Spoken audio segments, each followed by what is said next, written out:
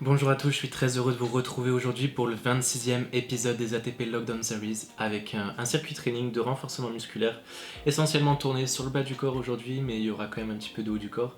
Donc préparez-vous, à vous de jouer. En fonction de votre niveau, n'hésitez pas à réduire ou à augmenter le nombre de tours, à augmenter ou réduire le nombre de répétitions par exercice, et puis on passe au premier exercice.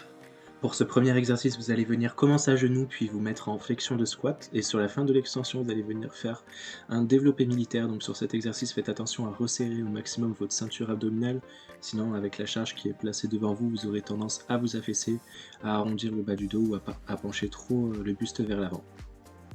Place au deuxième exercice. Donc sur celui-là, vous allez essayer d'ouvrir vos pointes de pied vers l'extérieur, les genoux toujours alignés avec votre pointe de pied. Essayez de garder votre ceinture abdominale toujours resserrée comme dans tous les exercices ici. Et vous allez en plus de ça venir développer votre charge devant vous, ce qui va venir engager tous vos muscles profonds, vos muscles stabilisateurs et aussi votre gainage. On passe au Romanian Deadlift en unilatéral avec un rowing.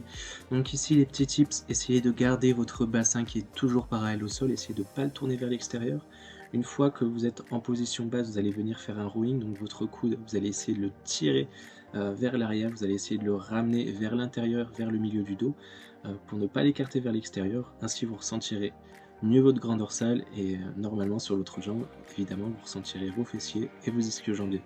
Maintenant, si c'est trop dur, n'hésitez pas à faire la variante avec les deux pieds au sol, donc en version classique.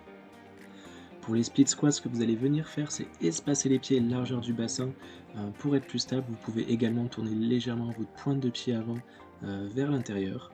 N'hésitez pas, donc vous allez venir inspirer sur la descente, expirer sur la montée, essayez de regarder devant vous, fixer un point à l'horizon pour être le plus stable possible et justement vous focaliser au maximum sur l'exécution de votre exercice.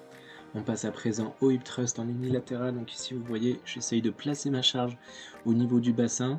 Je viens ancrer mon talon dans le sol en relevant la pointe de pied, ce qui vous permettra d'avoir encore plus de tension au niveau des ischio-jambiers. Évidemment, cet exercice va venir travailler surtout votre chaîne postérieure, vos ischio-jambiers, vos fessiers, mais également vos lombaires.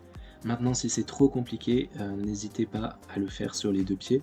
Et au contraire, c'est trop facile, n'hésitez pas à ajouter une charge supplémentaire. On passe au dernier exercice, donc des fentes arrière. Pour celui-ci, vous allez venir exactement respecter le même consigne que pour le split squat, c'est-à-dire d'espacer vos pieds largeur de bassin, de fixer un point à l'horizon devant vous, d'essayer de placer votre bassin en rétroversion ou en position neutre et de fixer au maximum votre ceinture abdominale. J'ai oublié de vous le filmer, il y a un deuxième exercice qui vient juste en suivant, c'est le wall sit, donc simplement la chaise contre le mur. Sur celui-là, vous veillerez à garder vos cuisses tout simplement parallèles au sol.